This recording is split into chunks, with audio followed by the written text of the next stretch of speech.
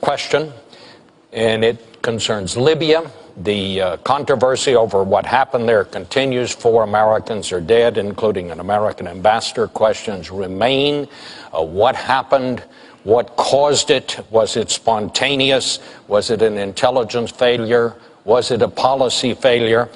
Was there an attempt to mislead people about what really happened? Governor Romney, you said this was an example of an American policy in the Middle East that is unraveling before our very eyes. I'd like to hear each of you give your thoughts on that.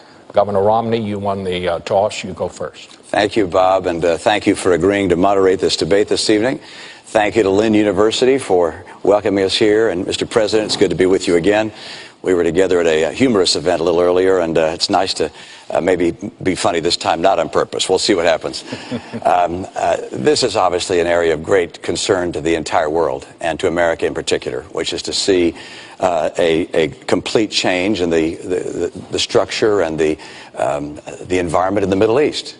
With the Arab Spring came a great deal of hope that there would be a change towards more moderation, an opportunity for greater participation on the part of women in public life and in economic life in the Middle East. But instead, we've seen in nation after nation a number of disturbing events. Of course, we see in Syria 30,000 civilians having been killed by the military there. We see in Libya an attack apparently by, well, I think we know now, by terrorists of some kind against our people there. 4 people dead. Our hearts and minds go to them. Mali has been taken over, the northern part of Mali, by al-Qaeda type individuals. We have in Egypt a Muslim Brotherhood president. And so what we're seeing is a pretty dramatic reversal in the kind of hopes we had for that region. And of course, the greatest threat of all is Iran, 4 years closer to a nuclear weapon. And we're going to have to recognize that we have to do as the president's done. I congratulate him on taking out Osama bin Laden and going after the leadership in al-Qaeda. But we can't kill our way out of this mess. We're going to have to put in place a very comprehensive and robust strategy to help the world of Islam and other parts of the world reject this radical, violent extremism, which it's certainly not on the run. It's certainly not hiding. This is a group that is now involved in 10 or 12 countries, and it presents an enormous threat to our friends, to the world, to America long term, and we must have a comprehensive strategy to help reject this kind of extremism. Mr. President. Well, my first job as Commander-in-Chief, Bob, is to keep the American people safe, and that's what we've done over the last 4 years.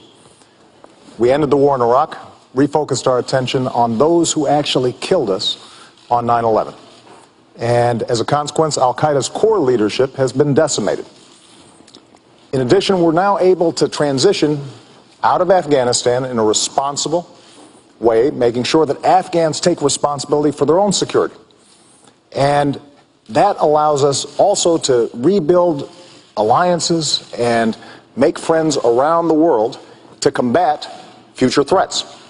Now, with respect to Libya, as I indicated in the last debate, when we received that phone call, I immediately made sure that, number one, we did everything we could to secure those Americans who were still in harm's way. Number two, that we would investigate exactly what happened. And number three, most importantly, that we would go after those who killed Americans and we would bring them to justice. And that's exactly what we're going to do. But I think it's important to step back and think about what happened in Libya. And keep in mind that I and Americans took leadership in organizing an international coalition that made sure that we were able to, without putting troops on the ground, at the cost of less than what we spent in 2 weeks in Iraq, liberate a country that had been under the yoke of dictatorship for 40 years, got rid of a despot who had killed Americans. And as a consequence, despite this tragedy, you had tens of thousands of Libyans, after the events in Benghazi, marching and saying, America is our friend. We stand with them. Now, that represents the opportunity we have to take advantage of. And, Governor Romney, I'm glad that you agree that we have been successful in going after al-Qaeda. But I have to tell you that your strategy previously has been one that has been all over the map and is not designed to keep Americans safe or to build on the opportunities that exist in the Middle East.